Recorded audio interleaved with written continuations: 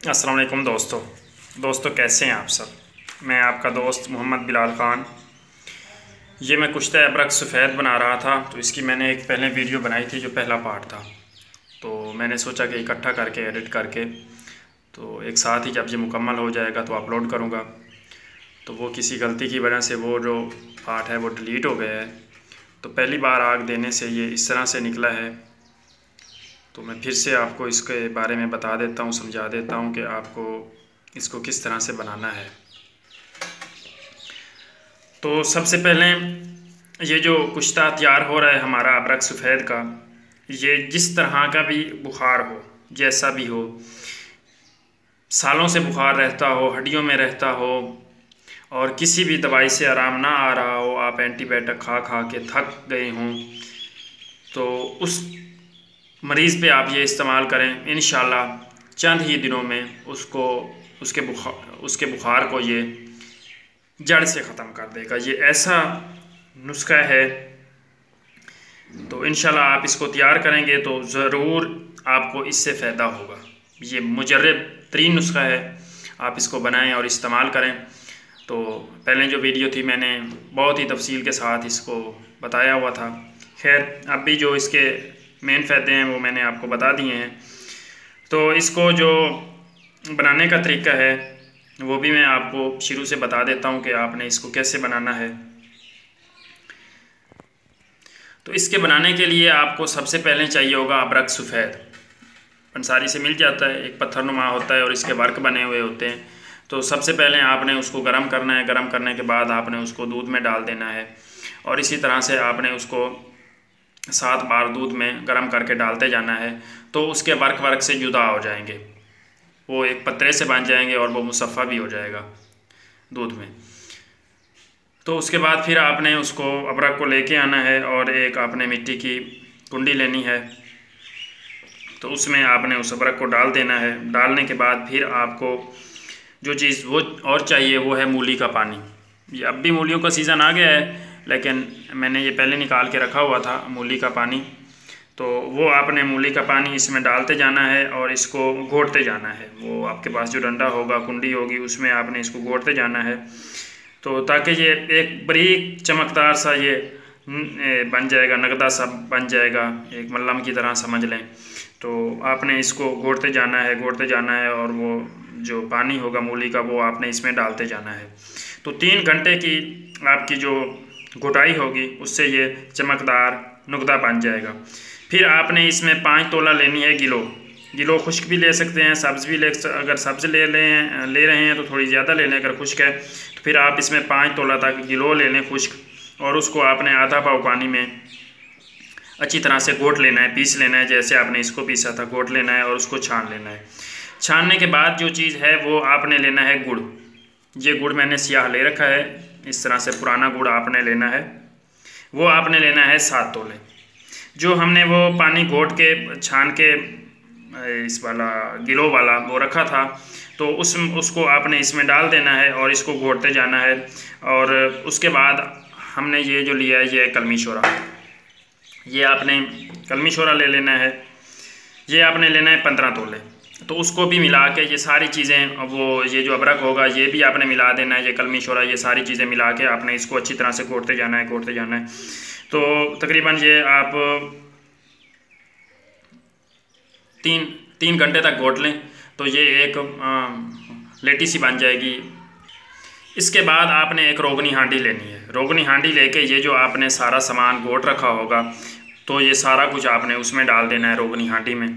फिर आपने लेनी है दही, गाय की दही लेनी है। तो भैंस की भी हो सकती है जो, लेकिन बेहतर जो है वो गाय की हो। गाय की दही मिल जाए तो क्या ही बात है, अगर ना मिले तो फिर आप भैंस की ले लें, अच्छी दही ले लें। वो आपने लेनी है 100 ग्राम, 10 तोले तक आप वो ले लें दही। और उसको इस जो हमने रोगनी हांडी में ये चीज़ें डाल रखी होगी तो उसको आपने दही को इसमें मिला के अच्छी तरह से मिक्स करके तो आपने इसको धूप में रख देना है। ये तकरीबन इसके मुंह के ऊपर कोई चीज़ आप ढाँप के रख दें ताकि कोई कीड़ा मकोड़ा या इस तरह की कोई चीज़ भी इसके अंदर ना जाए। तो फिर आपने इसको तकरीबन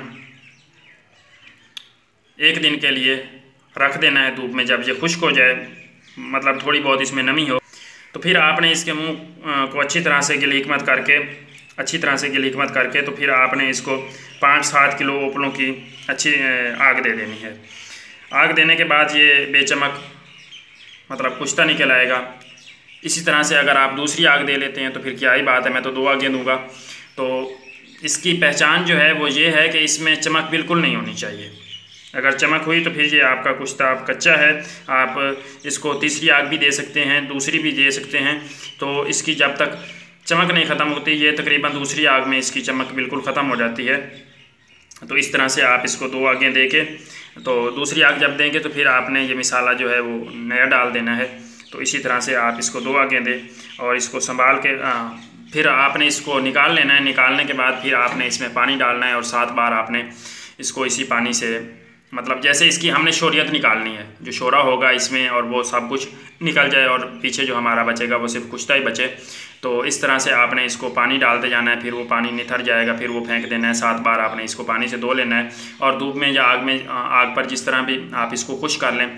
तो खुश्क होने के बाद ये जो आपका कुश्ता है अबरक का वो तैयार है।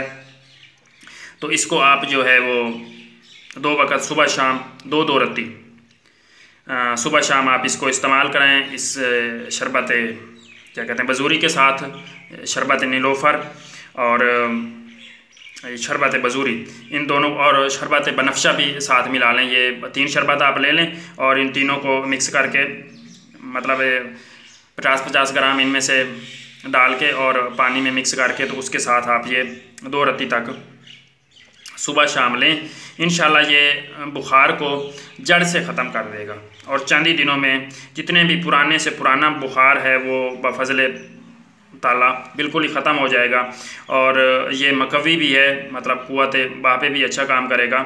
और दूसरा ये है कि अगर किसी को बुखार के साथ ये मैदे का मसला है और उसका मैदा भी ख़राब है, तो वो साथ ऐसा करे कि तबाशीर ले ले और दाना इलायची, ये 2-2 रत्ती ये भी इसके साथ खाए। जैसे ये कुश्ता ले रहा है तो वो भी 2-2 रत्ती, एक चुटकी 2 उंगलियों की वो भी वो साथ खाए। तो इंशाल्लाह मैदे का भी जो मसला है वो भी चंद ही दिनों में ख़त्म हो जाएगा। और अगर किसी को खांसी भी साथ है बुखार के, क्योंकि अक्सर ऐसा बुखार पुराना हो जाए तो फिर खांसी भी होती है, अगर खांसी हो तो फिर वो 2 रत्ती तक ये जो है मुलट्ठी और 2 रत्ती गूंद कतीरा, तो ये इसको आपने ये साथ दें तो इंशाल्लाह उसका अगर वो जो खांसी वाला मसला है वो भी उसका ख़त्म हो जाएगा। ये बहुत ही अक्सरी और बाकमाल नुस्खा आपका तैयार होगा। तो इस तरह से आप इसको तैयार कर लें। ये अबरक वगैरह इस तरह से होता नहीं है ये, क्योंकि कुश्ता इसको मैं 1 आग दे चुका हूँ और पहले वाली वीडियो जो है वो मतलब डिलीट हो गई है, तो इस वजह से ये इस तरह से आपको नज़र आ रहा है। तो बहुत बहुत शुक्रिया जी, अल्लाह हाफिज़। तो ये देखें फ्रेंड, ये हमारा अबरक जो है वो तैयार हो गया है। इस तरह से ये इतना बारीक है कि ये हाथों में जज़ब हो जाता है। ये आप देखें, ये जो हम बुखार के लिए कुश्ता अबरक बना रहे थे, तो ये अब हमारा फाइनली तैयार हो गया है। तो इस रंग में ये आता है। आपने इसकी ये एक ख्याल रखना है कि इसकी जो चमक होती है वो ना रहे, ये बिल्कुल पाउडर फार्म में आ जाए और इसकी चमक जो है वो बिल्कुल ही ख़त्म हो जाए। इसके लिए अगर 1 आग में ये इस शक्ल में ना आए तो आप इसको दूसरी आग भी दे सकते हैं, दोबारा मसाला डाल के, जो मैंने आपको बता रखा है वही मसाला आप डाल के इसको दोबारा 1 आग आप दे दें। और इसको आपने छान लेना है, कपड़े से छान लेना है। अगर फ़र्ज़ करें कोई इसका हिस्सा कच्चा रह भी जाता है, उसमें चमक रहती भी है, तो वो आप फेंक दें या उसको फिर आप दोबारा आग दे दें। तो इस हिसाब से कुश्ता अबरक जो चमक वाला होता है वो कभी भी इस्तेमाल नहीं करना चाहिए, कभी भी, चाहे आप उसको जिस तरीके से भी बना रहे हों। तो जब तक उसकी चमक नहीं जाती तब तक वो कच्चा ही ख्याल किया जाएगा, कच्चा ही तस्वर किया जाएगा। अगर आप कच्चा खाएंगे तो वो आपके गुर्दों पे असर करेगा, नुकसान देगा आपको बजाय फ़ायदा के। तो ये हमारा अबरक तैयार हो गया है। इस तरीके से आपने इसको तैयार करना है।